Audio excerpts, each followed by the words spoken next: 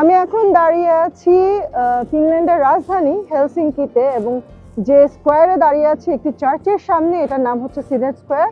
আর এই চার্চটির নাম হচ্ছে হেলসিঙ্কি ক্যাথেড্রাল। এটা যখন ইন্ডিপেন্ডেন্স পেয়েছে ফিনল্যান্ড, তার আগে এটাকে সেন্ট নিকোলাস চার্চও বলা হতো। তো খুব চমৎকার এটার আর্কিটেকচার। 1830 সালে এটা তৈরি করা হয়েছিল। এবং এই স্কোয়ার আমরা যদি একটু আপনাদেরকে দেখাই, এখান থেকে চার্চের সামনে যে স্কোয়ার, এখানে বিশাল একটি ক্রিসমাস মার্কেট আছে। এটা ডিসেম্বরে ক্রিসমাস উপলক্ষে ইউজুয়ালি ইউরোপিয়ান প্রায় দেশেই ক্রিসমাস মার্কেট বসে, যেখানে দূর দূরান্ত থেকে মানুষজন হাতে তৈরি পণ্য অথবা বিভিন্ন খাবার দাবারের দোকান বসায়। তো হোপফুলি আপনাদেরকে আমরা এটা দেখাবো। এটা হচ্ছে হেলসিঙ্কি ইউনিভার্সিটির হয়তো একটা ফ্যাকাল্টি হবে এদিকে। সিনেট স্কোয়ারে আছি, চার্চের কথা বলেছি, হেলসিঙ্কি ক্যাথেড্রাল।